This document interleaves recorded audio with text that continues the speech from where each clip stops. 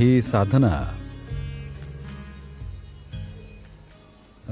मुळात तुमची भावनिक बुद्धिमत्ता वापरण्याबद्दल आहे.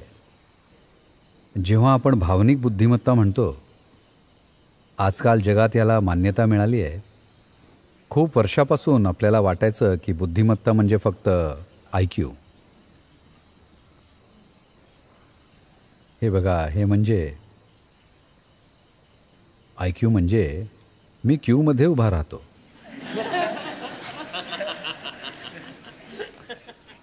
म्हणजे कायम कोणाच्या तरी मागे. हाच बुद्धीचा स्वभाव आहे. बुद्धी कायम अनुकरण करण्याचं आणि कोणापेक्षा तरी एक पाऊल पुढे, कोणापेक्षा तरी पुढे असण्याची इच्छा, हे सुद्धा अनुकरणच आहे, कोणाचं तरी, नाही का? मुळात याचा अर्थ आपण माकडांच्या पेक्षा एक पाऊल पुढे आहोत. ही उत्क्रांती आहे,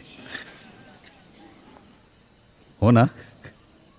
The nature of the intellect is बुद्धीचा स्वभाव असा आहे की आत्ता ती जशी आहे बहुतेक लोकांसाठी ते एक निरुपयोगी साधन आहे. त्याच्या मागे माहितीचा साठा असल्याशिवाय, माहितीचा साठा नसला तर बहुतेक लोकांना त्यांची बुद्धी कशी वापरायची ते कळणार नाही. फक्त माहितीमुळे ते त्यांची बुद्धी वापरू शकतात. हा भावनिक बुद्धिमत्तेचा स्वभाव नाही आहे. त्याला कुठल्याच माहितीची गरज नसते. ती फक्त सगळ्याला मिठी मारून ते जाणू शकते. ती नुसत्या जाणीवेतून मार्ग शोधू शकते. तिला क्यूमध्ये उभं राहण्याची गरज नाही. तिला कोणाच्याच मागं उभं राहायची गरज नाही. तिला कोणापेक्षा वरचढ व्हायची गरज नाही. हा सहज जीवनासोबत समरस होण्याचा एक मार्ग आहे.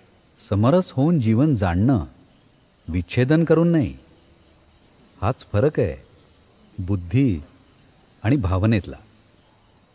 बुद्धी प्रत्येक गोष्टीची चिरफाड करून जाणण्याचा प्रयत्न करते, विच्छेदन करून. भावनेला गोष्टी कळतात प्रेमाच्या आलिंगनातून, त्यासोबत एकरूप होऊन.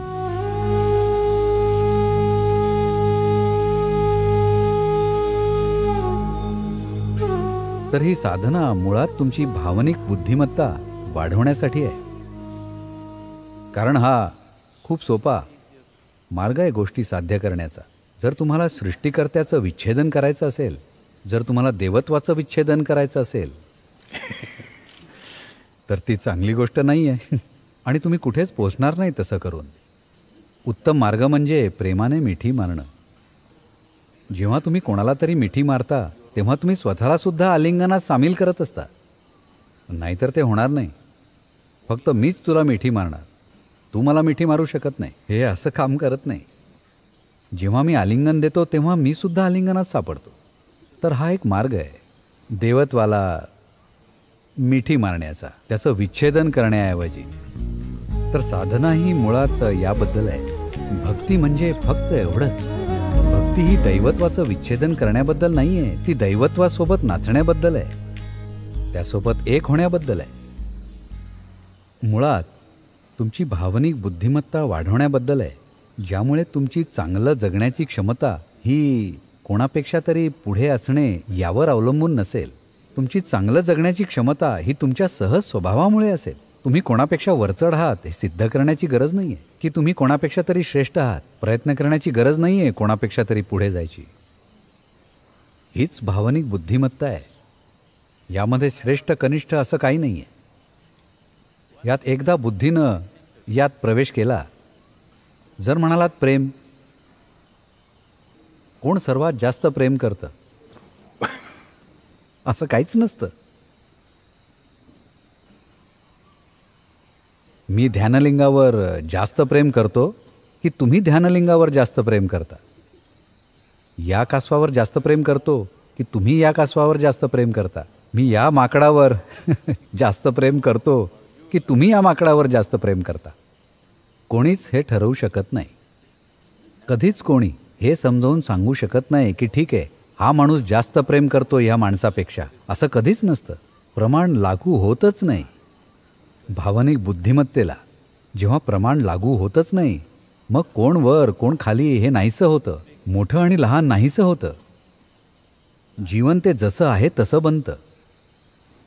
मुंगी जास्त महत्त्वाचं जीवन आहे का तुमच्या जीवनापेक्षा, की तुम्ही जास्त महत्त्वाचं जीवन आहात मुंगीपेक्षा?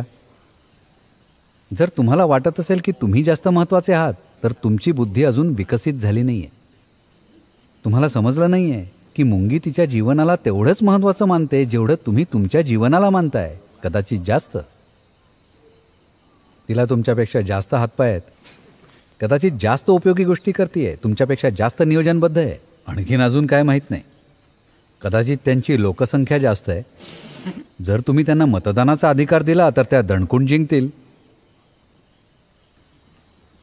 तर बुद्धी ही कायम एका गोष्टीला दुसऱ्या गोष्टीच्या विरोधात उभी करत असते. तुमच्या बुद्धीमुळेच सगळा संघर्ष निर्माण झाला आहे. तुमची भावना या सगळ्याला एकत्र आणू शकते. पण जर भावना बुद्धीसोबत गेली तर भावनासुद्धा मोठा संघर्ष निर्माण करेल. जर बुद्धी भावनेसोबत गेली मग तिथे संघर्ष उरणार नाही. जगात प्रेमाचा गोडवा असेल, जगात अगदी उत्तम परिस्थिती असेल, तर ही साधना मुळात त्या दिशेनं केंद्रित आहे. ती एक सोपी रचना आहे. स्वतःला झोकून दिलं तर चमत्कार घडवून आणेल.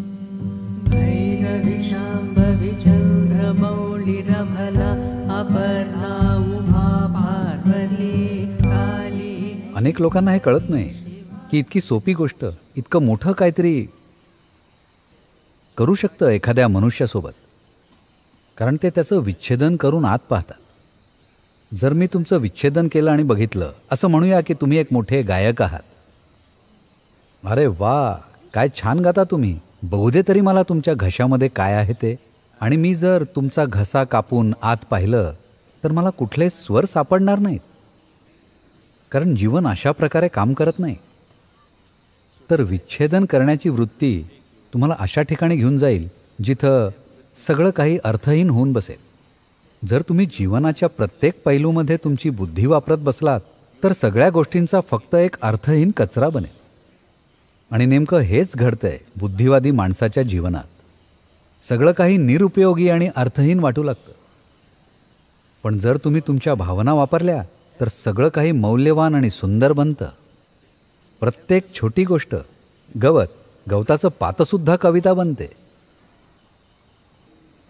नुसती झाडाची हलणारी फांदीसुद्धा गाणं बनते. पण जर तुम्ही तुमची फक्त बुद्धी वापरली तर सगळं काही अर्थहीन बनवता येतं. कशाचाच काही अर्थ उरत नाही. जर तुम्ही तुमच्या भावना वापरल्यात, प्रत्येक गोष्ट अगदी मस्त बनते.